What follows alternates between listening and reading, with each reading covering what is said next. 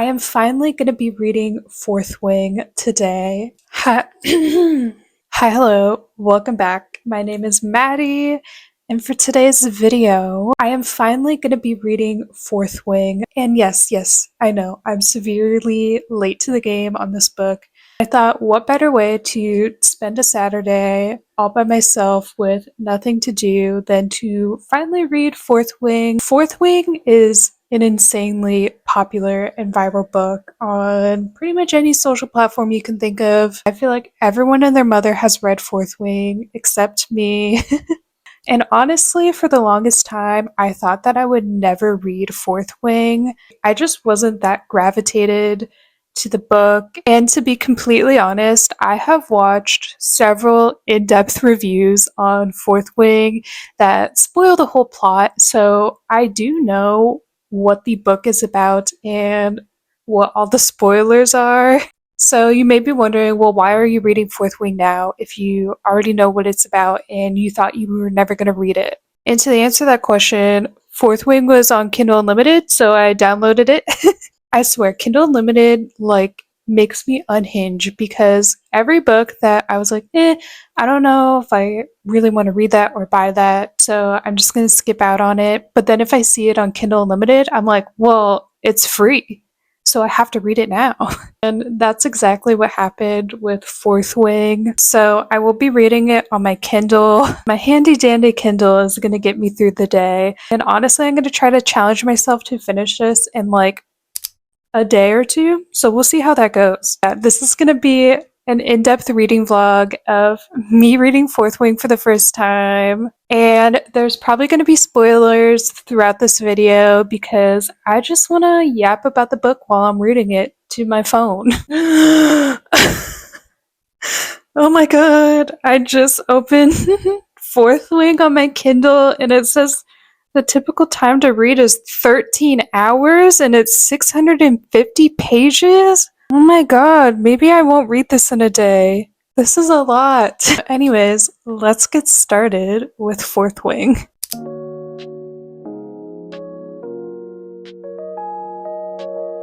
Oh hey, before we actually get into reading the book, I thought I would do just like what is Fourth Wing about in case you didn't know and or forgot. Also, I have a snack of coconut shrimp randomly. They're a little burnt, but I think they'll still be good.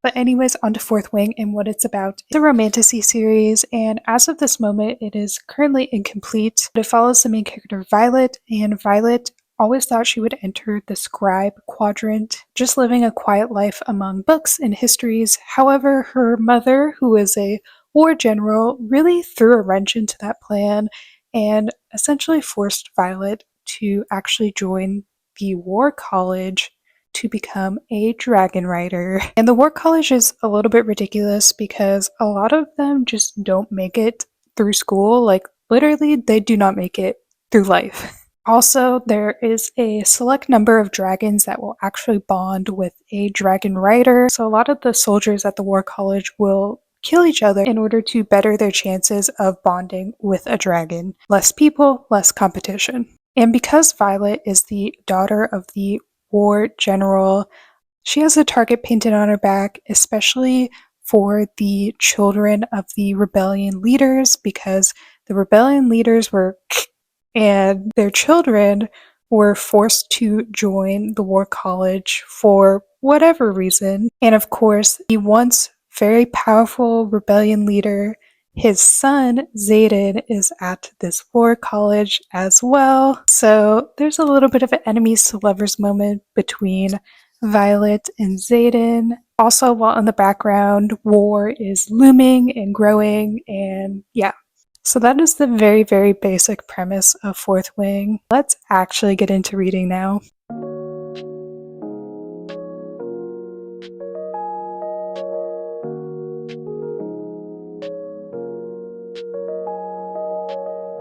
Okay, I'm on page 34.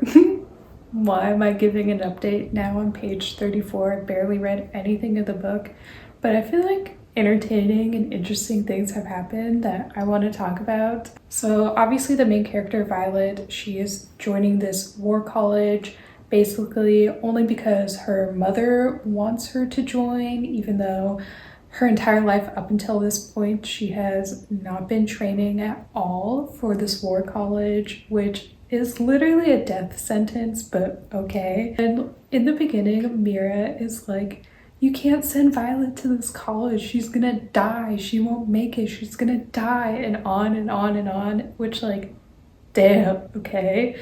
No confidence in your sister. But also, just like, this mom is cold. She's brutal. She is sending her daughter to death. Anyways, I'm at the point where Violet is about to enter the war college. It's like a mini obstacle course that they have to survive in order to actually get into the war college, which is insane. So her sister Mira drops Violet off at this entrance, and one of the last things she says to Violet is, stay away from Xaden, because if he finds out who you really are, he will kill you. Because Violet's mom is the military general that essentially put an end to the rebellion, and Xaden's dad was the leader or one of the leaders of the rebellion, so naturally enemies. Which, like, after Mira said that, obviously Violet is not gonna stay away from him, and obviously Xaden is not gonna kill her. Well, maybe, I think he actually tries, or maybe kind of tries, but obviously he doesn't go through with it. And obviously they're not gonna stay away from each other. Also, right before this like challenge is gonna start, where they start climbing up all these steps, Violet meets two other, I guess, students at this war college, and one of them is Rhiannon and the other one is Dylan. And I just know Dylan is not gonna make it. He's not gonna make it through because A, he doesn't have a last name, so he is unimportant. And B, he was telling Violet how he didn't propose to his girlfriend before this because it was bad luck. Like, those are dying words. He is not gonna make it through. And I know I mentioned that I've seen reviews of this book, so I basically know all the spoilers, but I don't remember if he actually makes it through or not, but I would be very surprised if Dylan survives this because there's no way he does. Hello, obviously I did not read Fourth Wing in a day or two. I've been reading it over a couple of days, and I really underestimated how chunky this book is. Currently, I'm on page 232. I'm 35% into the book so far. I have like 5 hours and 41 minutes left of the book.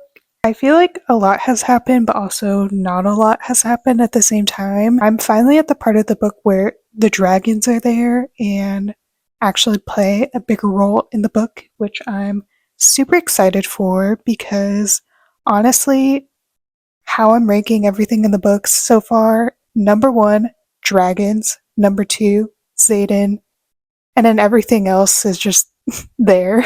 Like, don't get me wrong, I'm having a fun time reading this. I feel like when I do read it, I'm able to read it quickly, like it all flows together. Some of the logic around the war school and the cadets and all of that stuff is a little flawed. And while the writing style is very easy to read, it flows together, so I really get the mass appeal of this book. I will say there are a ton of incomplete sentences, which personally I'm not that used to in a fantasy book setting. Not that it's necessarily bad, I'm just noticing a lot of just incomplete sentences that I would more likely read in a romance book than I would in a fantasy book setting. Easily the best part of the book so far, and I literally just got introduced to them, are the dragons. I love Terran. He is so sassy. And the other dragon that Violet bonded to, I believe it's pronounced Andarna, but I might be pronouncing that completely wrong. That's a cute dragon too. It is kind of funny because, of course, Violet is very down on herself and somehow is the only one who like gets to bond to two dragons, which is really main character syndrome right there. I'm enjoying the dragons. I'm enjoying Xaden. He brings the drama to the book and I really like it. Dane is annoying me because he is so repetitive. It's crazy. Like, if Violet has a death wish, just let her go through with it. But he's constantly trying to get her to join the scribe quadrant when she doesn't want to. It's so annoying to read about. Also, there is this like looming war in the background, but I'm kind of confused about who the enemy is and how it all started and like what are they actually fighting, because I don't really know. There's not really been a clear cut here's what's happening and why. So I'm just going to keep on reading the book and see if it pops up later, because it might very well pop up later and be revealed later. But as of right now, I'm just kind of like, why is this happening? I don't really get it. Also, by the way, the day that I'm filming this right now, the third book, Onyx Storm, just got released. And I've been seeing a lot of content about it, just people trying to get their books and the Target special edition of the book.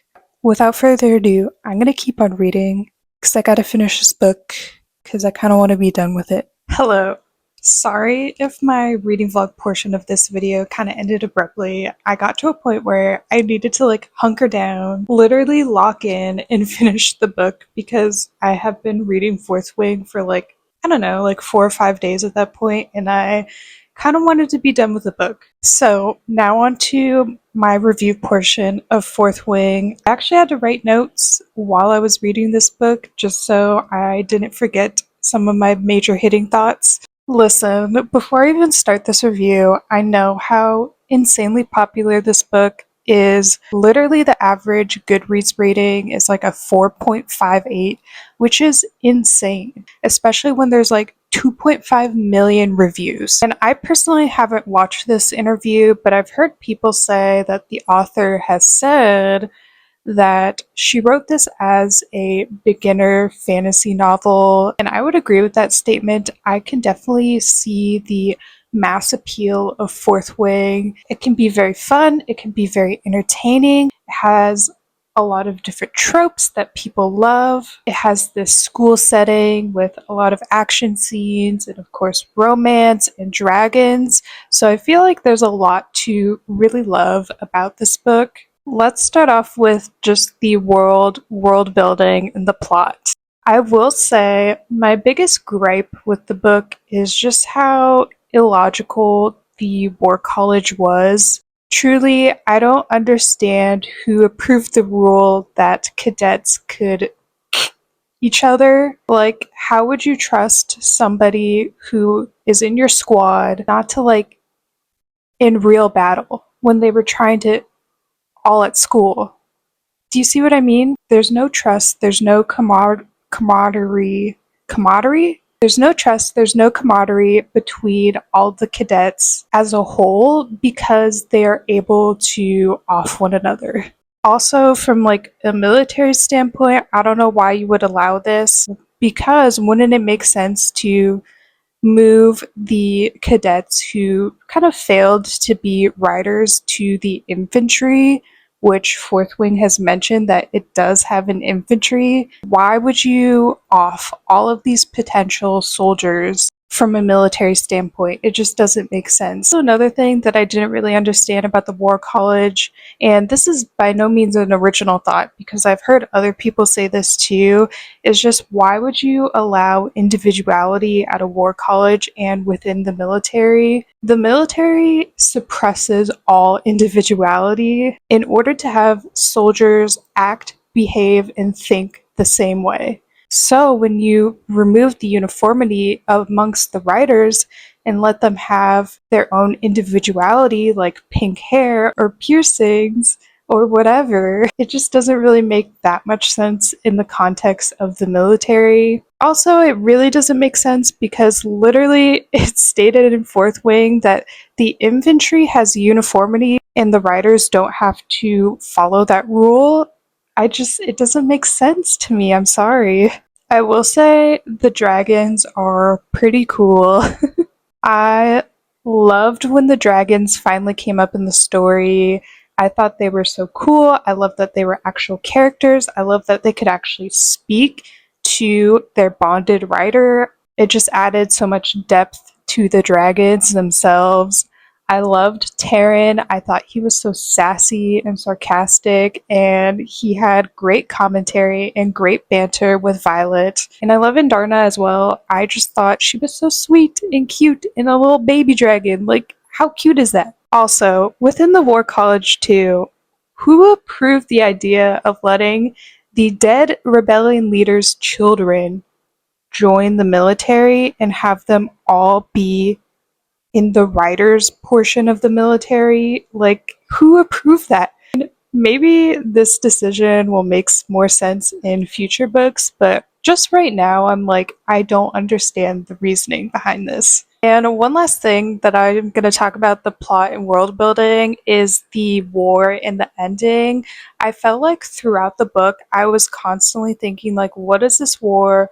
Why are they being attacked? Who are we fighting? Why are we fighting them? Why are they fighting us?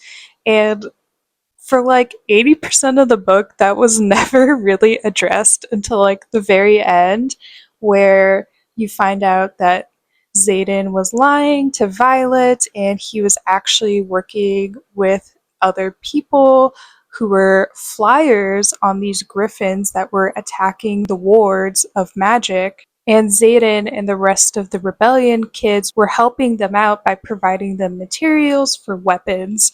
But you find out that these flyers on these griffins are maybe not the true enemies in this story, because they've been actually fighting off these other fable mythical creatures, which I'm blanking on the name right now, who are, I guess, the true enemy. So even though I think that the what question of what is this war was addressed by the end, I feel like I'm still missing the why behind a lot of it.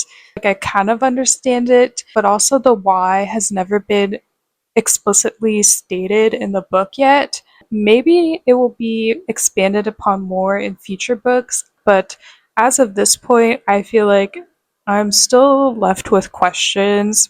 Even though I understand the mass appeal of this book and the dragons are cool, I just feel like a lot of the foundation or the basics of the world were not really there. And when you have a foundation that is not really there, it is kind of hard to like build upon it, in my opinion. So who knows?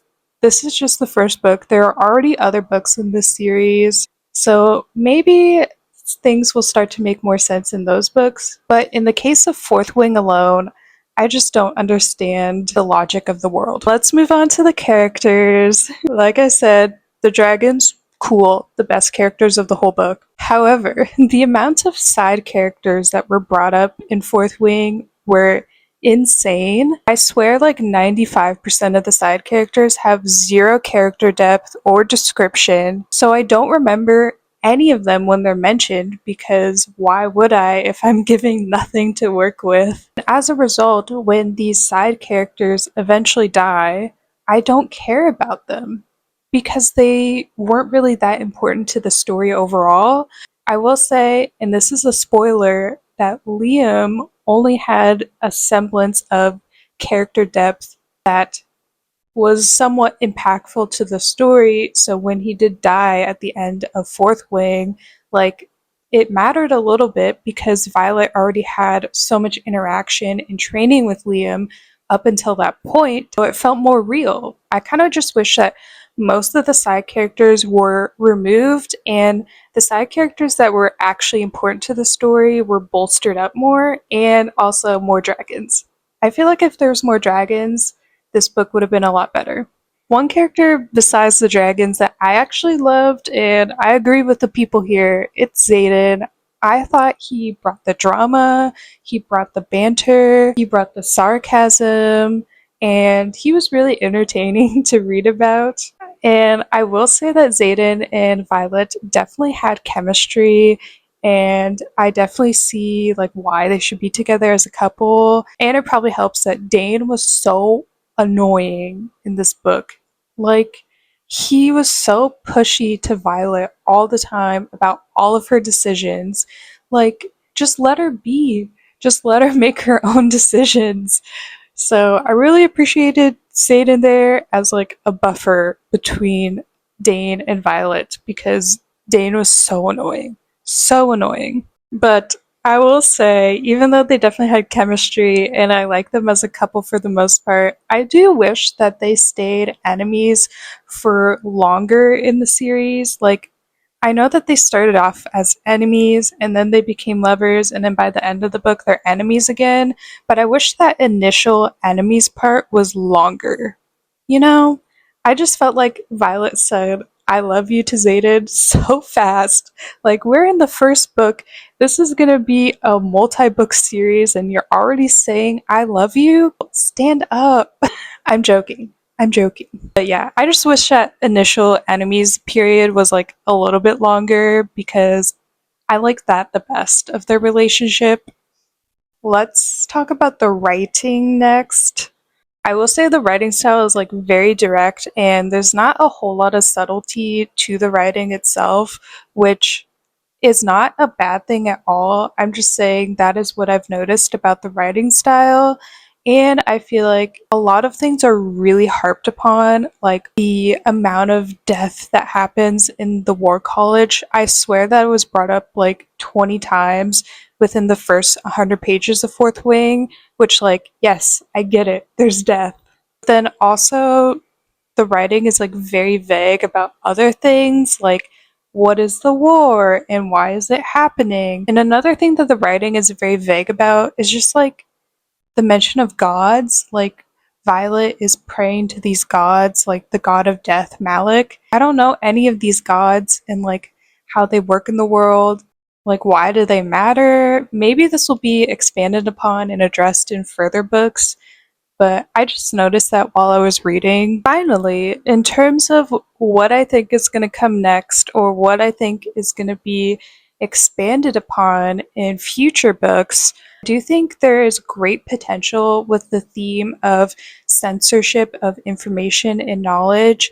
This came up a few small times in Fourth Wing, just like when Violet was trying to get these fables that she read as a child from the scribes, except the scribes have never heard of them before or have these fables. And also just the fact that when a soldier or cadet or writer, whatever, dies, you have to burn all of their personal belongings, and yet Brennan's journal survived that. Like, shouldn't it have been burnt when he died?